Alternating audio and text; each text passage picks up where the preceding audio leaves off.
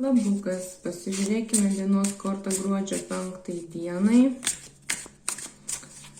Kokia diena nusimato šiandien.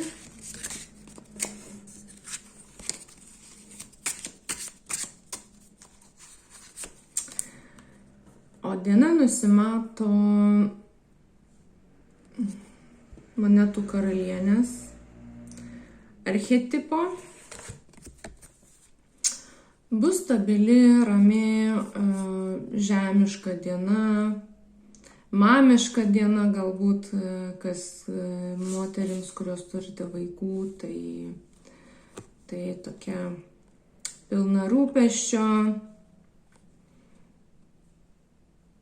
ir pilna rūpesčio jumis pačiais.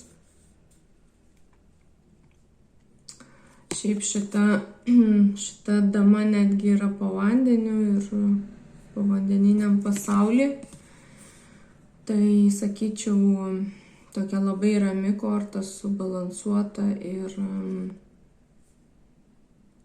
jinai rami, atsipalaidavusi, nes visko užtikrinta, nėra dėl ko bijoti, tvirtas pagrindas yra po kojomis, jinai po vandeniu, bet jinai stovi. Tai faina matyti tokią energiją, kad diena bus stabiliai užtikrinta, rami ir be kažkokių didesnių stresų, panašu į tai.